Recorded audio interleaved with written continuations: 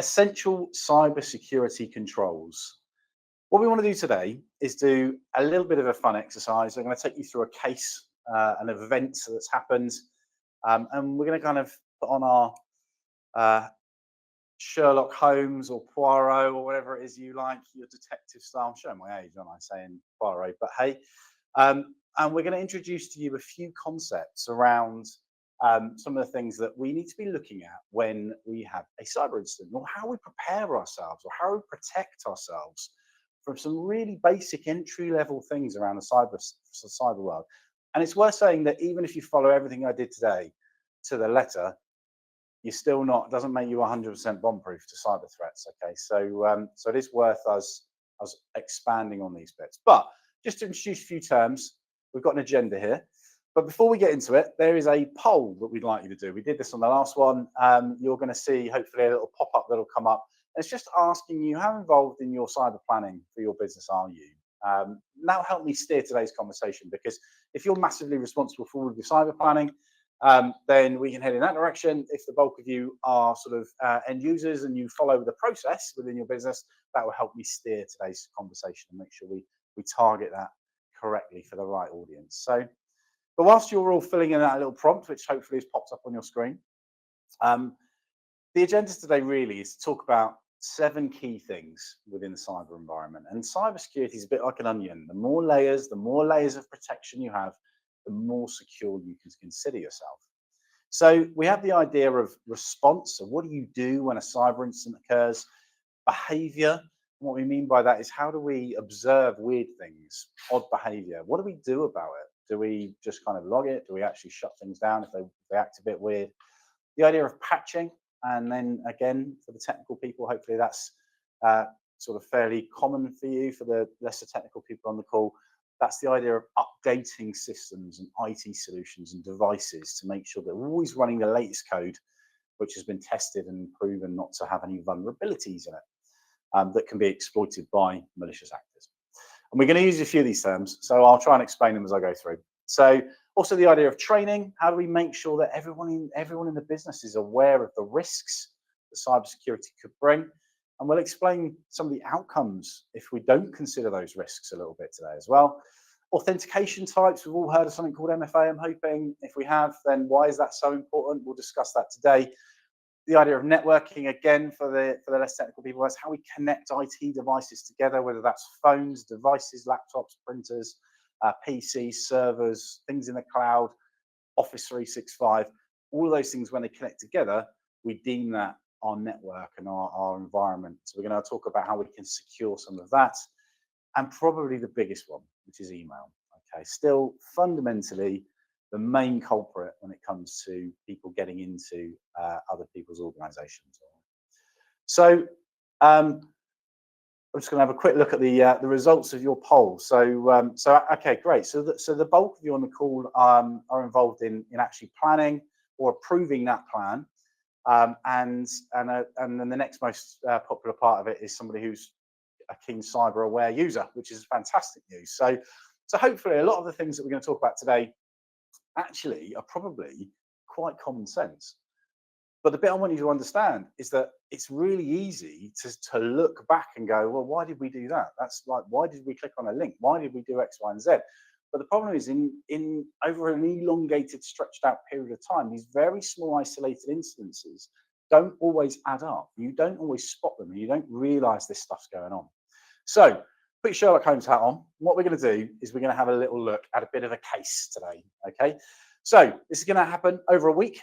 And we're going to talk about some of the events that unfolded in this made-up company. By the way, this isn't following anybody or any individual organization. I completely made it up. But let's talk through an example of one type of cyber attack that was prevalent a number of years ago, at least anyway. So on Monday morning, Emma, who was a finance analyst, she unlocked her laptop and she dived into her inbox. One email, subject line, urgent board invoice. Please review before 10 a.m. catches her eye. It's from the CEO, or at least it looks like it's from the CEO. It has the same signature as the CEO always sends, has the same tone of email. So she clicks on the link and she goes off and logs in. Now, on the right-hand side of that screen, you'll see that email that was sent. So it says urgent board invoice. Now, as a user, I might look at that email and I say ceo@company-email.com. Now, assuming company-email is my email, is the company's email address. If it isn't, that's number one giveaway. Ignore it, delete it, don't even get involved. If it isn't, and it genuinely, your company is company-email.com, so let's pretend for a minute that says microsoft.com, you might be fooled into thinking that's a genuine email. One way of doing it is hovering over the email and checking that the actual email address is correct and it's not just something called a display name. But genuinely, you may receive emails from people within your organization, or even people that are acting on behalf of your organization. I could send an email if you haven't got the right protections in place. I could send an email from your email system if you know, even though I've never logged in, never accessed it, and I have nothing to do with you. I can go off and open up another application and make an email look like it comes from your email address and send it into your business. Now, again, what I could do is also having a look at that email. I might know John. I might know what his tone of voice is like. I might understand. I might have received an email from John at some point in the past and understand how he signs things off. Might have had a phone call with him just to work out, you know, asked him to send him an email. I might have sent him an email at some point with an out of office that came back. And then I understand what his signature looks like. All sorts of ways of understanding whether that's a suspicious email. So bottom line is, Emma believes that's a genuine email. She clicks on the link. It takes her off to a website and it asks her to log in. So 365, it looks like a 365 website. She puts her credentials in and she goes for it. No problem at all, but nothing loads. And she sort of shrugs it off and thinks, well, that's weird. And maybe mentions it to John at a later date. Maybe John's on holiday. Maybe John's away. Can't speak to him until next week, maybe. Whatever. Mike in HR and Yasmin in marketing received similar emails. This time it's from Emma's account. So this time it's not an email from John. It's now an email a few hours later from Emma's account. Interesting. So Mike logs in and he enters his details, and Jasmine doesn't. So that's good. Well done, Jasmine. Star for you. And then again, a few hours later, the IT department received a few help desk tickets. There's some odd emails going around. They've had some access denied to some shared folders. Office apps seem to be crashing. But the support team just logs them as low priority because this sort of stuff happens all the time, is the truth. Now, you might think, well, clearly someone clicked on an email. Why isn't IT responding to it? Because IT didn't necessarily see that person click on an email. That person may not have even said anything. They might have clicked on the email, realized what they'd done and gone into complete shock mode and decided to say nothing because they're too fearful of losing their job or being in trouble for it. So actually, the information that comes out, if it's not pieced together very, very quickly, you can see straight away we could be in trouble.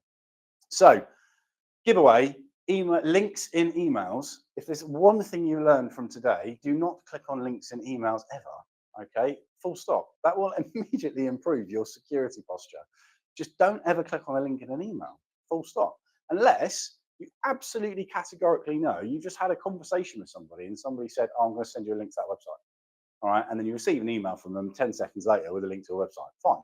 I'm probably upset, but that's genuinely all right, as long as you trust that individual, obviously. So, but anybody sending you an email from a third party, don't click on it. Go to the website, go to wherever it is and log in and have a look at that stuff from there. Right, so let's have a look at a few of the clues that have happened within this environment. We've got, what I've decided to do is highlight some of the bits that are giveaways for me. So step number one, we saw probably the giveaways that she clicked on the link, landed on a familiar Microsoft login screen, and typed in her emails. That tells me straight away, if you're clicking on a link in an email and it takes you to anything that tells you to log in, it's probably dodgy. Okay, so ultimately, it may require you to log into a proper platform, but my recommendation is don't follow the link in the email to log in. Go to the website, go to your billing platform, go to your CRM platform, go to your third-party service you're using, even Microsoft 365, right? Go to Office 365, log in and go to the little bell in Teams and it'll tell you all the things that have happened recently. So-and-so shared a file with you, so-and-so did this. Go through that path rather than following links and emails. So I can tell that immediately that email was probably spoofed, all right? Based on what Emma said, she said, well, it came from the CEO. It looked like it was genuine. It had the same email signature. It came from the right email address. It had the same tone. It's what we call a spoofed email. She's clicked on it. She's logged in and she's accidentally created a kind of a vulnerability within the business. The chances are something's happened. We may have downloaded a bit of code. We may have run something on a machine. Something malicious has happened. So the giveaway to that something happened is that a few minutes later, or a few hours later, I should say, Mike and Jasmine then started receiving emails from Emma's mailbox. That means that actually she's now acting as like almost a proxy, and the information is now going out to the next person. It's layering out, it's digging deeper into your environment and into your organization. So another thing to take away from that is, one, there's spoofed emails, and two is this lack of user awareness training. There's lack of training about a number of things, of which one of them is how to identify dodgy emails, how to identify and ensure that we remember that we don't click on links. How do we teach our staff to do that? That may not be their role, may not be their job. They probably don't care about IT in the nicest possible way. So actually, this isn't really their problem, is it? If we're clicking a link, then it's going to be an IT issue. What's the worst that could happen? So the next day, so we carry on. IT are aware some weird things happen, but no one's really doing anything about it at this point. So the next day, first thing in the morning, Mike opens up Q4 comp review spreadsheet from his inbox, and it crashes in Excel. About an hour later, Emma sees replies from some of her colleagues. Remember, Emma kind of sent out those weird emails yesterday. She sees emails back from people saying, well, what are you sending me these weird files for, right? She's confused. She didn't send anything. She doesn't remember sending emails to people. That should have raised alarm bells straight away. So Dan, the IT technician, he connects sort of remotely to Mike's machine. So he logs into Mike's machine, takes control of it. And he logs in using his global admin account, right, to do some scans and to check some things and to work out what's going on. But he installs that tool, he scans the drive, he can't see anything unusual, so he logs off. Fine. Maybe they've decided that Mike opens Excel back up again, it doesn't crash, nothing weird's going on, can't really find a problem, no worries at all. Dan moves on to his next ticket. Yasmin's desktop becomes sluggish and her antivirus crashes. She restarts and keeps working. Now, the takeaway there is that if you remember from the day before, Jasmine didn't click on anything. She didn't log in, she didn't do anything. But now her computer's being a bit weird and starting to slow down as well. So again, let's look at some of the clues here. So we've got Mike opening up that email and it crashing Excel. It's always a giveaway. Okay, now this does happen and it can be easily missed because Excel does crash. I'm sure we use spreadsheets. We've opened up big Excel spreadsheets that have crashed. Weird things have happened. Word crashes, Excel crashes. It doesn't need to be Excel, by the way. It could be any application. But okay, suspicious, fair enough. Is it immediately suspicious? Probably not, is it? You probably just go, yeah, it crashed, I'll reopen Excel again, whatever. But actually what was going on there is that a piece of code was being run yet again. We go a bit further in the day, the big boo-boo, the big mistake of this whole story is the fact that Dan logged in using his global admin account. Now, as it stands at the moment, up until that point where Dan logged in, that malicious actor, that person that sent the email through, could only run malicious code in the context of Mike at this point, or as Emma, the two users that had clicked on those links and given credentials across. Now, Mike may not have access to very much. He might have access to a folder, to his own personal documents, to certain folders in the shared area, but he probably wouldn't have access to everything on the network. The issue is when Dan troubleshooted that, he didn't use just a low-level admin account. He used a global admin account. Okay, he used a high-end admin account, and that admin account has access to everything on the network.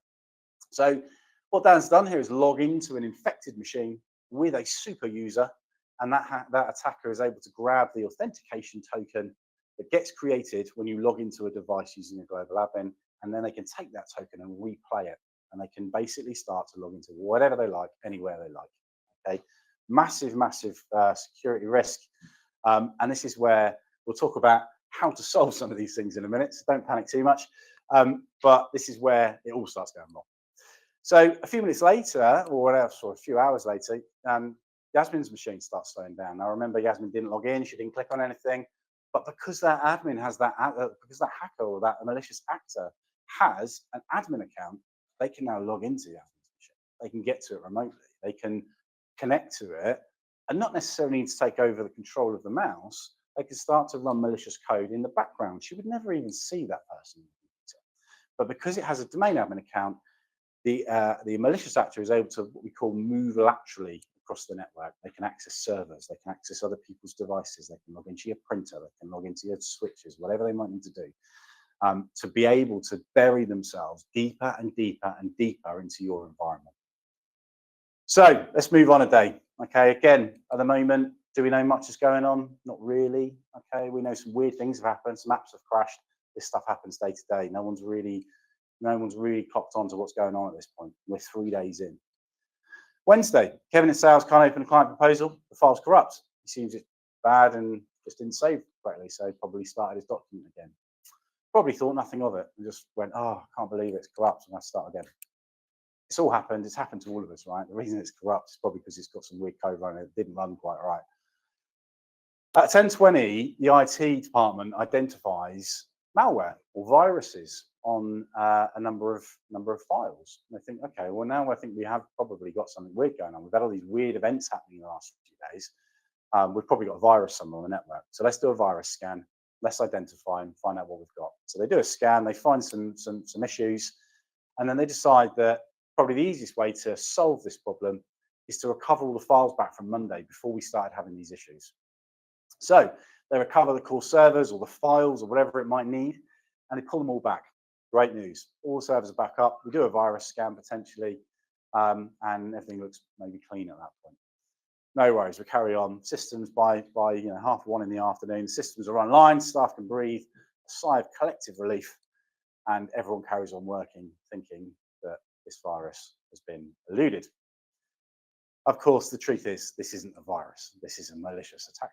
This is somebody trying to get into your system. So a virus scan is not going to be enough to stop it. So let's have a look at the clues here. Kevin in sales can't open a client proposal. Okay, fine. No worries at all. That should be a giveaway. That file is corrupt. Should report it at least.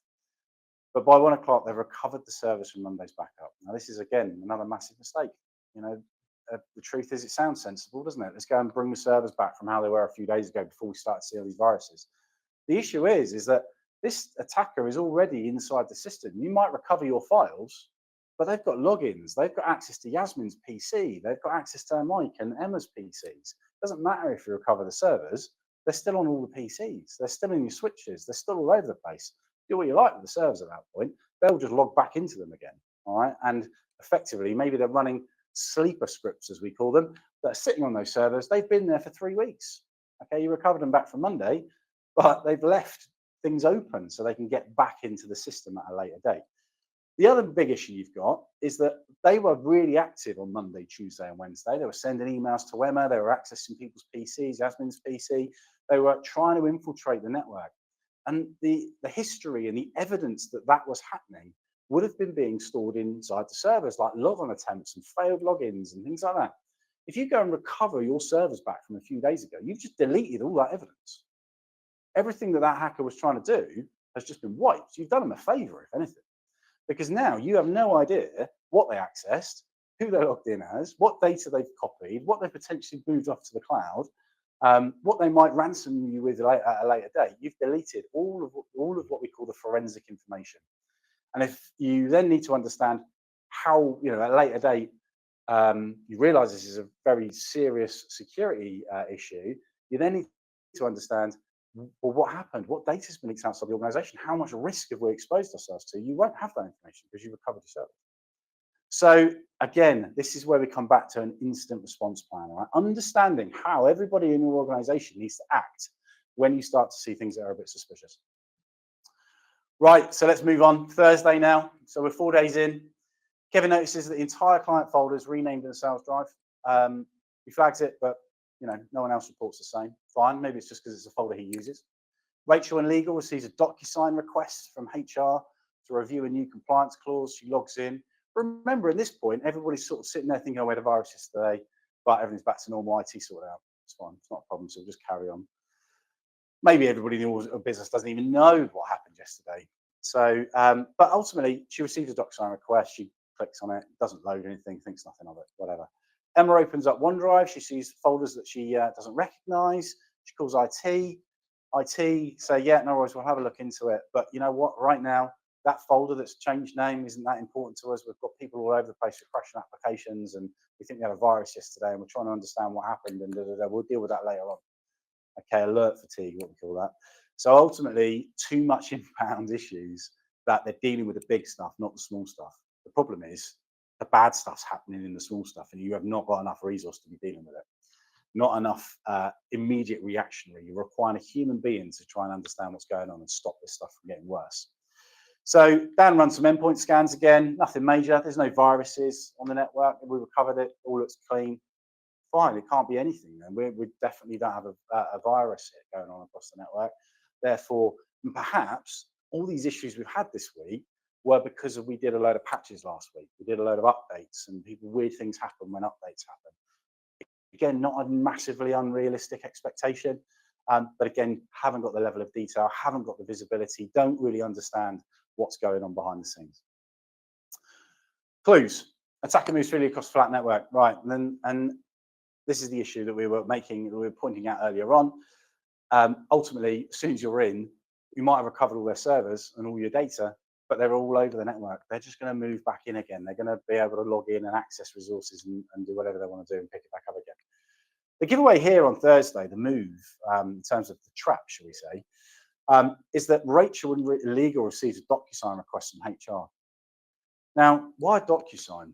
The truth is that when you log into a platform, we talk about an idea of patching, but hopefully we'll keep our Windows PCs up to date, and IT are very on top of that, and Windows is always up to date.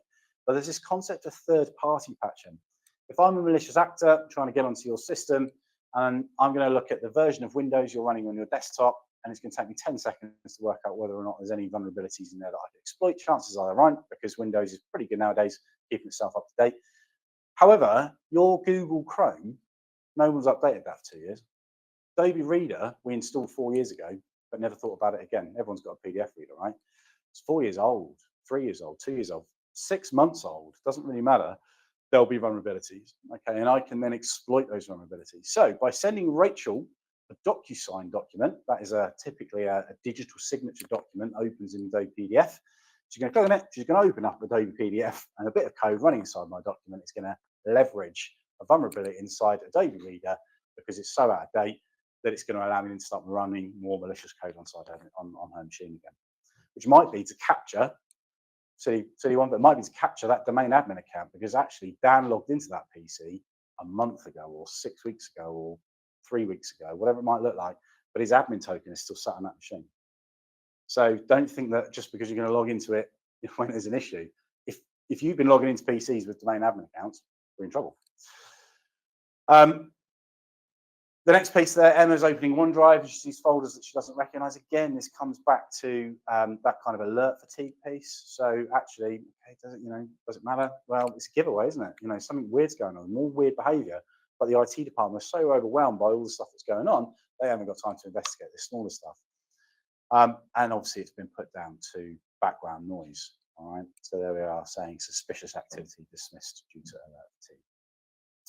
Right, and then it all happens. Friday is the day, okay?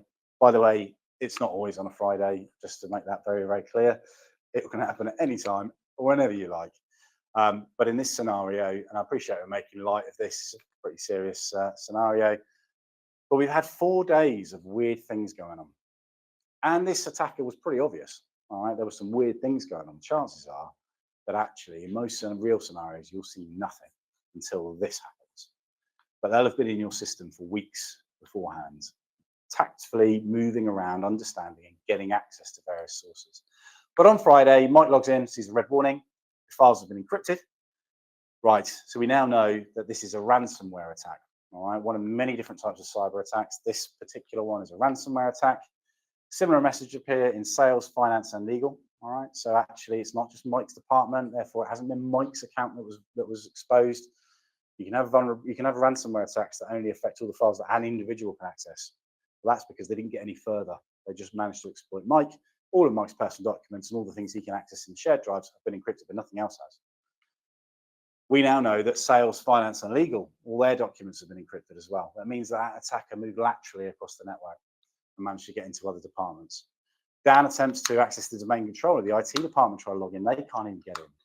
They've got no access to their files, their servers, anything. They can't recover anything because they can't log into anything. And that's because he logged in with his global admin account. And therefore, they were able to act as him and disable his account, reset the password, whatever he might need to do. The attacker triggers full encryption across their organization, looking at all critical systems. Nothing works. Right? Nobody can log in. Nobody can access anything. You can't even log in to get that data out of the database. You don't know what sales you made overnight last night. Everything's down. The ransom demands is $300,000, probably in Bitcoin or cryptocurrency, so that it doesn't get traced. And if you pay that fee, they will promise to unencrypt all your documents. At this point, the company's in trouble and it needs some external expertise. So it reaches out to external incident response because they have no plan. They don't know what to do now. And their entire business is on its knees at this point. So their only option, really, at this point, may be to pay that money. Now, of course, we never pay that. All right, don't ever pay that. The truth is, even if you reach out to a third party, it is possible that that third party will not be able to decrypt these files. Right, that is a very serious, realistic option, possibility. If you're lucky, they might. Chances are they won't. All right, this is very high level encryption. There's no magic wand here. We can't just suddenly decrypt files that have been encrypted without a key. It isn't going to happen. So what we can see as we move on really is that there are some giveaways that have been happening over the last couple of days, all right? And it's the things like no network segmentation. The fact that MFA wasn't around. If Dan had to log in, every time Dan logged in as a global admin, it prompted him for a code on his phone or on a device. Then actually, when every time that attacker tried to log in using his account to move laterally across the network, his phone would have pinged. And he'd have been, hang on a minute, someone's logging in with my domain admin account. And he'd been able to get on top of it. That's why MFA is so important. You know, even if you're a user at home, if your authenticator app starts pinging you at 9:30 at night, does it 3 times over 3 hours, you're going to be suspicious. Actually, you should raise that with the IT department, lock it down. This is some of the reason that MFA, and we'll explain a bit more in a moment. But a whole bunch of things here. No network segmentation, no MFA, lack of training, and it all came from a spoofed email. So let's summarize this. The slow, methodical breach unfolded in plain sight, which it did, didn't it? It took 5 days before anything happened. No one's in a rush here. You know, there is a human being potentially behind this. There's a level of you know, once upon a time, we were all worried about viruses 10 years ago, and viruses were just going to spread and do nasty things. Now, that's not so much a big issue. It still is an issue, but it's not as targeted, perhaps, as it is today. So now you've got a human being actively making decisions and making changes. And in fact, even more so today, it's not even human beings making those decisions now. You can be being attacked by AI bots. So obviously, it's unfolded over a week. This happened very gradually, and then they absolutely hammered us on Friday, right? But every little misstep exposed a gap. And here are the 7 bits that I want you to take away from today. Spoofing. That's the trickery of sending an email that looks like a genuine email, right? And someone clicking on it. User error. They clicked on that email. Missing MFA. If we'd had MFA in this scenario, everyone would have been getting alerts when weird stuff was happening. Global admin use. Dan made a fundamental mistake when he logged on with his domain admin account. Okay, and it allowed that attacker to move further and deeper into that environment. And therefore, even if he got kicked out, he was on other devices. So it didn't matter. You could go and re-image Emma's PC or Jasmine's PC or build it again. It doesn't matter. He's on the other machine. He's on this. He's here. He's here. He's all over the place. Before you're never going to get him out at that point. Unpatched apps. So we're talking about that Adobe PDF reader, right? That was exploited by Rachel clicking on DocuSign. Flat networks, again, moving across. So talk about firewalls and infrastructure and locking things down and stopping that ability to move around, or at least alert on it. And then no response plan. So fundamentally, what do you do when you start to see weird, odd behavior? So I've given you a bit of a horror story there in terms of things that can happen. And I've talked about one type of cyber incident, which was a ransomware attack. And of course, there's lots of others. There's brute force attacks, there's actual physical infiltration, where people are throwing USB keys into your car park and your staff are seeing a free USB key on the floor, picking it up and walking into the office and plugging it in and bang, they're in. All sorts of clever things that they can get up to try and get access to your network. So, but what we're really looking for, and the bit that I kind of want you to understand and remember, is that attacker, once they're in, they will try to do various things to allow themselves to get back in at a later date. So if I was to break into your house, we'll bring this sort of back to a more maybe relatable topic. If I break into your house, I've got a choice. I can either try and steal everything in your house all in one go, which might take me an awful amount of time and I'll probably get caught doing it because you're going to be home at 5 o'clock. Well, what I could do is break into your house and open and unlock all your windows. All right, maybe make sure that that I leave your garage door unlocked, something along those lines. And then I'll watch you, and I notice that you go to work at 9 o'clock every day, but between 9 and 11, no one's ever in the house. So over a period of 5 days, I'm going to enter your house through that window that I left open and take things out of your house over a period of days. I'll do it subtly. I'll maybe steal small items that you might not notice. And then on Friday, I might just go for it. Okay. So it's that sort of approach. We're not talking about a virus hitting your network, spreading across your network, and everything shuts down and it all happened in an hour. We're talking about attacks that happen over weeks. And if you don't spot them soon enough, there's no getting them out. They're in. And at that point, you're going to have to just start again with all of your IT infrastructure. So how do we solve these 7 things? The first one is that email spoofing, the fact that an email was received and it came from the actual company's email address. So there's a platform called DMARC, or a technology called DMARC, which basically means that it will check, without getting into the technical too much, happy to have the chat about the technical, but it will basically check that the email came from the right place. So I can't pretend to send an email from my location as you, all right? It will be received and you will not be able to, and effectively web filters and mail systems will reject that email if it didn't come from the right platform, even in the system itself, okay? So very important to configure, really important. In fact, there is a whole bunch of changes coming, certainly in the Microsoft world, where if you don't have this set up, your emails could actually be bounced back from Microsoft going forward. That's happening in a month or two. There are caveats around that. You've got to send more than 5,000 emails. It largely affects sort of Hotmail and live accounts, things like that.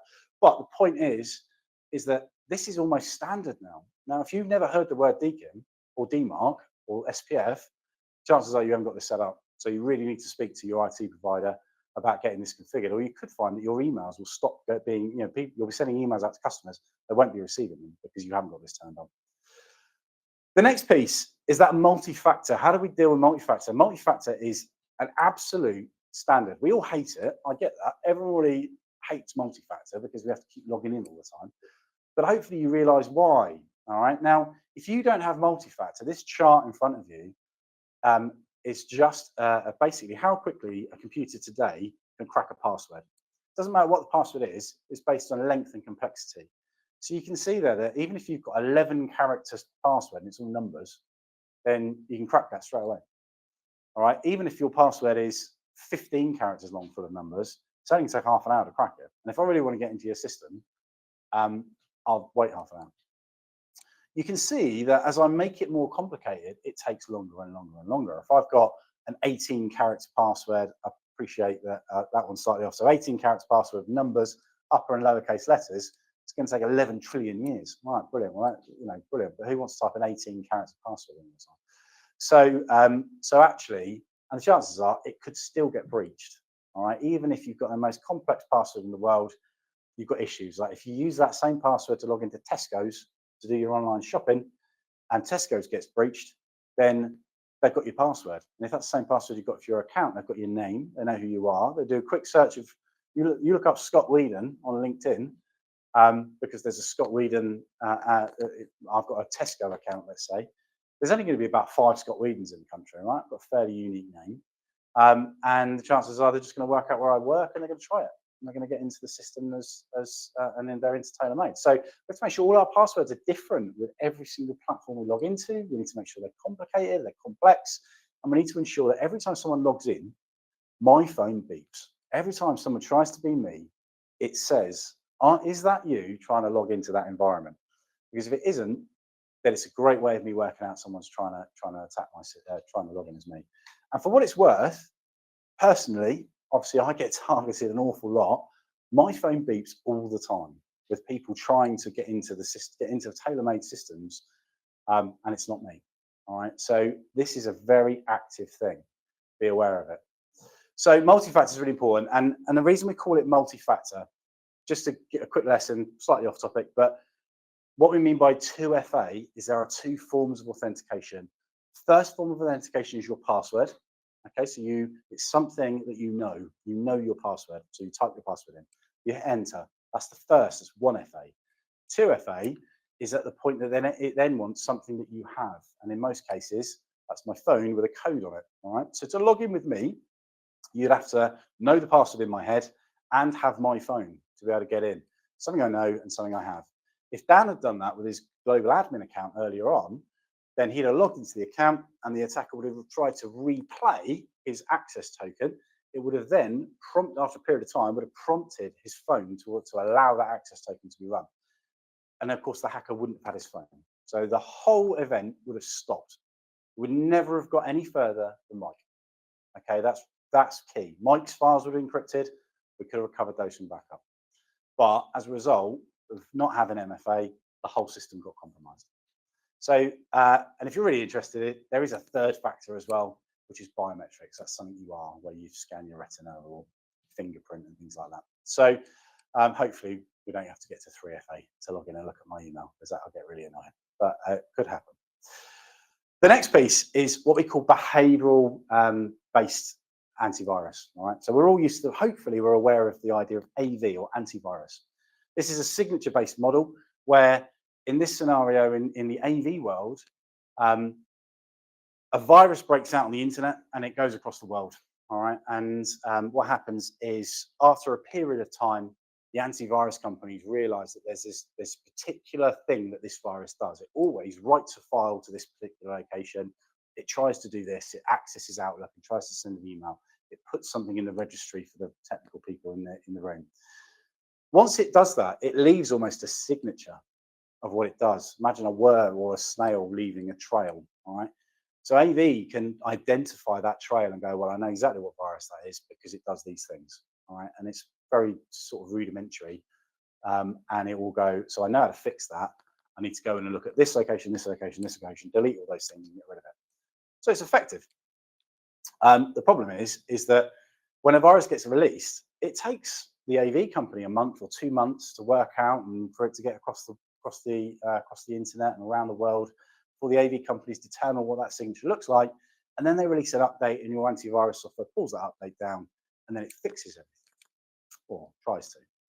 Problem is you had 2 months where actually too late. I could have got into your system, infiltrated everything. You take that example we had earlier, that happened in 5 days, not 2 months. And this is where we come with a term called zero-day attacks. Okay, so bringing that on slightly, AV's evolved over the last few years. Right? It became something called next-gen antivirus, which brought in more machine-based learning. So it was able to identify those signatures much more quickly, but still fundamentally based on signatures. Therefore, something had to happen before it acted. As in, you had to be compromised. You had to have a virus. Somebody had to be in before it's going to fix the problem. That's AV doesn't stop people getting in. They get in, they cause a problem, it works out as a problem, it tries to undo what they're doing. So you're constantly at battle with that.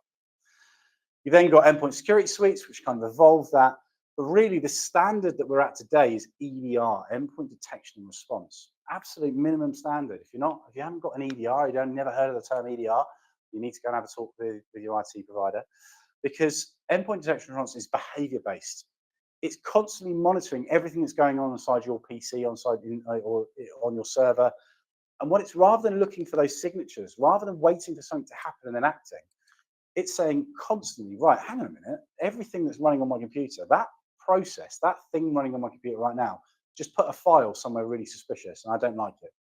It looks a bit weird. So I'm going to give it a black mark. As that continues, it looks at all the other things. Maybe you've got Word, Excel, and Adobe Reader open, for example, to go back to our early reference. Word saves a file in my docs, that looks okay. Excel saves a document in the company shared drive, that looks okay. Adobe PDF just wrote something to the registry and tried to do something over here, and it's executed some code. That looks suspicious. I'm going to give it a black mark. If it gets any further, we'll give it 5 minutes. But if it does something else weird, I'm going to stop it from running immediately. Now, that will cause the application to crash, possibly. All right, may not, but could cause the application to crash, which will alert the end user, and they should raise a ticket with the IT department, and the IT department will log into the EDR console or the dashboard, and it will say, yeah, that device, we saw this weird stuff going on. It accessed this and it accessed this, but we stopped it from happening. That means that a malicious actor was unable to even cause the problem. Unlike AV, where they've got in, they've accessed, and then a few days later, it works out what they did and tries to undo it, EDR stops them from even being able to get any further than that. Okay, it doesn't allow them to execute their dodgy script, their weird things. It kills it on command as soon as it happens. So EDR is the absolute standard for endpoint detection. All right, i.e., it's detecting something weird happening, and the response being it's shutting it down. Antivirus doesn't stop it. Antivirus just detects it and tries to undo it. EDR stops it in its tracks. And XDR is taking that away from just being the endpoint, the PCs and devices and servers, to being all of the other things on your network, the switches, the network infrastructure, your cloud services.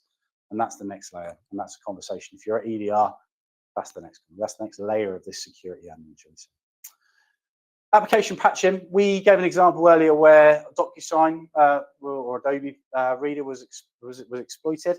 So when we talk about patching, what we mean is providing updates. Now, Windows is pretty good at keeping itself up to date nowadays, and your IT department, I'm sure, are all over that and on top of keeping all of your endpoints and devices up to date. Now, the problem we have with this is that if I'm an attacker, I'm going to log into your computer, I'm going to look at the version of Windows, and I'm going to know straight away whether or not it's even worth my time trying to attack Windows. Because that's one application, is the truth, right? Is Windows as an operating system is one thing I can target. Your application has got loads of other applications installed on it as well. Sorry, your PC has got loads of other applications installed on it as well. We might have Adobe Reader, we might have Foxit, we might have Zoom, we might have various other bits and pieces, 7-Zip, you know, all sorts of applications that you might have, as well as your business applications that you use for everyday, you know, to perform your business. If those applications have not been updated for a period of time, I've got a much better chance of getting a list of that. In fact, it can take me about 5 seconds to get a list of all of the applications that you've got running on your computer and all of the public vulnerabilities that are available to it. It takes me 10 seconds, let's say, to understand what I need to do and what application I'm going to go and exploit. So the only way of really protecting ourselves is to make sure not only Windows is up to date, but all of the applications installed on your computer are up to date as well. Otherwise, they can be the reason your computer can get exploited. And then once I can run malicious code, I can run it through Adobe Reader to find that admin token that Dan left on your computer a few weeks ago, to then replay that admin token and start to move and hack into your system. Okay, so application patching and third-party patching is just as important as Windows patching. So if you next time you open up Adobe Reader, if it says update or update now or any other application, it says update available, that's a risk to your business. So get it updated. Without going on too long, we've got network. I talked about moving laterally and getting around the access. Now think about this person. Let's pretend this is Mike, for example, right? Or Emma. So this is Emma. Emma received an email. She clicked on a link. As soon as she did that, she sent emails out to loads of other people. All right. And then they received the email, and then it sent emails out to those people, and it's so on and so on and so on. This compounds and it escalates and it moves further and further. So what we're actually seeing here is every single one of those people on that screen now has got some malicious code running within a matter of minutes, potentially. Okay. Now, if I went in and fixed Emma's PC, great. That means that one little icon in the middle of that big screen is now okay, but everybody else isn't. So even if I were to delete Emma's account, restore it, and return it from backup, everybody else has still got an issue. Got to do it for everybody. So you can see how one tiny mistake, clicking on a link, has created potentially weeks worth of work, or may not even be able to be fixed because of the scale of what's happened, without just wiping everything and starting the whole business again in terms of its IT infrastructure. So the risk is real. So how do we stop that from happening? So the next step really around networking is ensuring that we segment access, making sure that we've got things like users that can only access certain types of document, or sorry, certain areas of the network. So if they're in the finance team, they should only access the finance documents. If it's a server, keep it on a separate network and make sure that, for example, if it's a server, Emma doesn't need to ever be able to log into a server. So make sure it's only the IT department that can log into servers, okay? Obviously, again, when Dan logged in with his global admin account earlier, what he should have done is logged on with a much lower admin account, and if he needed to, elevate his rights at a later date, okay? But he didn't need to elevate his rights to global administrator to be able to run some of those tools. He could have been a local administrator on that PC, and that would have only allowed the hacker, when they got that token, to exploit that individual PC not everything else on the network.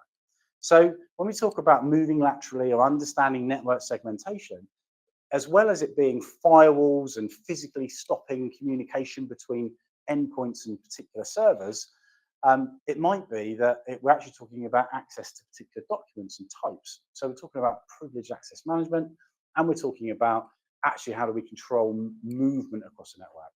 The printer, for example, in the main office doesn't need to be able to speak to the finance server. All right, maybe the service desk team here, absolutely, their PCs don't need to be able to access the finance systems. So just block them, use firewalls, stop access, things like that. That way, if one of their PCs gets exploited, the finance system's safe. Can't get to it, even if it tried, even if the right username and password, you can't get to it. So it's network segmentation to try and stop moving across the network. And probably the biggest takeaway here is incident response planning. If this happened to your business now, what would you do? Do you know what you would do? Do you have a plan for what you were going to do? Who makes what call? What point do you decide whether to do that restore or not? Because it's not necessarily the wrong thing to do, but you need to make a decision about it. Is that the IT team's decision, or is that a senior manager's decision? Because there's a whole load of legal and governance requirements around this as well, all right? Not just a decision that IT needs to take. So we need to understand what an incident is. When do we actually decide that we're under cyber attack? Are you qualified to understand when you're in a site when potentially weird things are happening? Can you stitch that together and get visibility?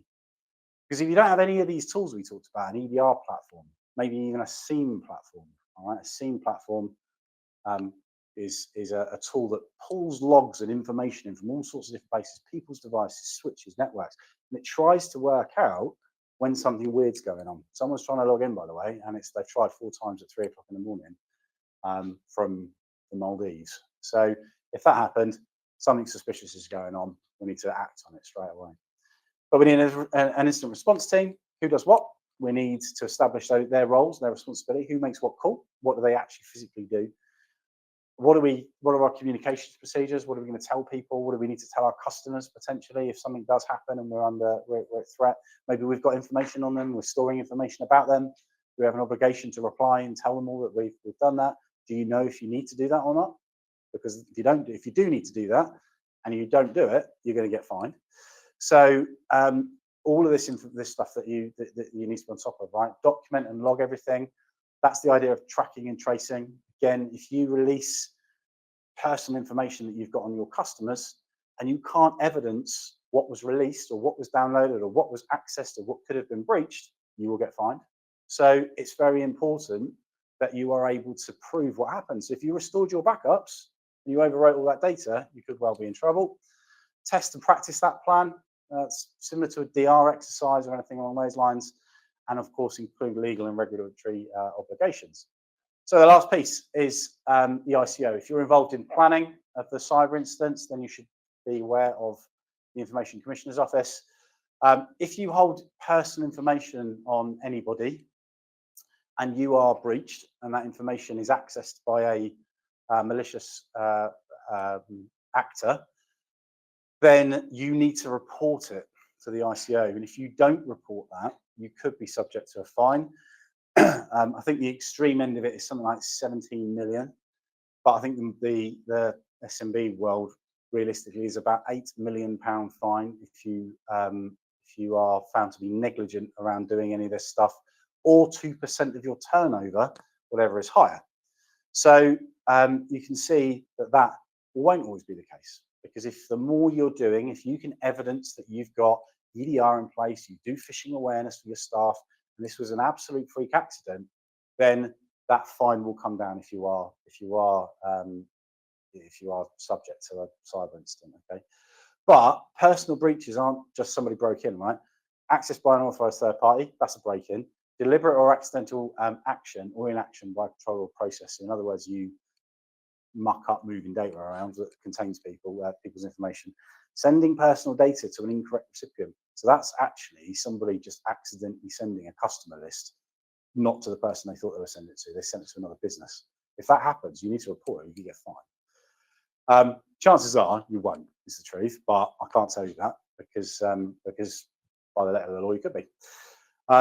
So there's a bunch of reasons that personal breaches. So it's not just about being breached, by the way. But an example of that on the other side is Interserve Group. So they got a £4.4 million fine in 2022.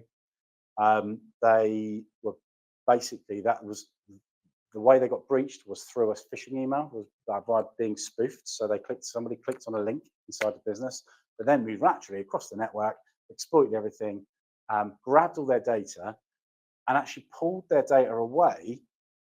And rather than, I think they did encrypt some of it, but they also downloaded a load of data and put it on the internet and said, if you don't pay us in a certain amount of time, we're going to release all your data. That is a much more common scenario now than being ransomware. So the extent that if I were to log into your systems and gradually download all your data, similar to that idea of me logging into your house and only being there between 9 and 10 every morning, pull down bits of your data over a period of time. I've got all of your information, all of the personal information that you store on your customers. I've downloaded it, and I'm not even going to do anything suspicious on your network. I'm not going to ransomware anything. I'm not going to crypto anything. I'm not going to encrypt it. I'm just going to put it out, and I'm going to say to you, I've got all your data. And if you don't pay me a certain amount of money, I'm going to publish that online. And it's got everybody's names, date of birth, addresses, whatever information you store on people.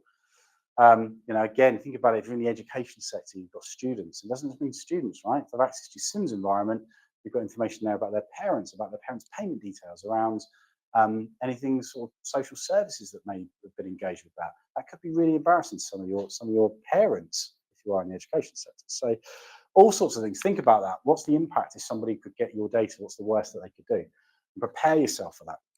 So, but they were in Interserve's environment. They were using out-of-date operating systems. They weren't doing patching. They employed obsolete networking protocols, things that have vulnerabilities in them, no network segmentation, things like that. No training around cybersecurity, and zero incident response procedures. So, so actually making sure that you can evidence that you've done these 7 things allows you to hugely reduce your exposure and risk if you ever end up in the hands of the ICO. So hopefully today that was useful for you. We have got a bit of time now just to cover off those things at a high level. I'm going to leave that on the screen. They are the answers to your 7 things, really. But if you have got any questions, feel free to fire them in the chat. But really key things here are to remember that, spoofing in our scenario allowed that initial entry. So we need DMARC, okay? Go and speak to your IT department and say the word DMARC. I hope they know what you're talking about. User error. We clicked on links. This is phishing awareness training. This is the ability to teach, and everybody in your organization should be regularly using a tool that effectively sends them fake emails, and then they hopefully will report it. And if they don't report it, or they click on a link and they log in, it's safely in your environment, but you can send them a video to say, hey, look, do some training. We deliberately tested you. You failed it sadly, but here, do some training, and hopefully you won't do that next time.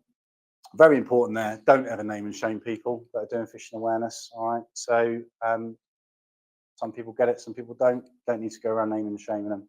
Just invite them to do some more training, all right, until they get better at it. Weak credentials. Make sure you've got a complex password. Make sure you've got MFA, things like that. We've also got that global admin account. This is privileged access management. Only ever give accounts, not just admin accounts, user accounts as well, the level of access they need. Only ever log in with limited low-end accounts, and only ever escalate when you really, really need to. Unpatched apps. Make sure all your apps are patched. Your third-party applications are up to date. Is massively important, just as important as Windows updates. If not more important. No, it's not more important. They're both equally massively important. For those of you that know Christian, he'll shoot me if that gets out. So flat networks, network segmentation, carving up that network, stopping the ability to move around inside the network. And I appreciate some of this is technical, so have a chat with your IT department.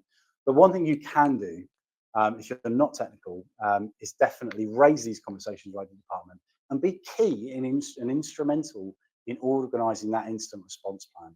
All right, that's if you've written your DR plan, you've written a business continuity plan. An incident response plan is just as important and needs to understand how we act, what we do, and where we move. All right. So, if anybody's got any questions, please fire them in. Very quiet so far. Always scares me.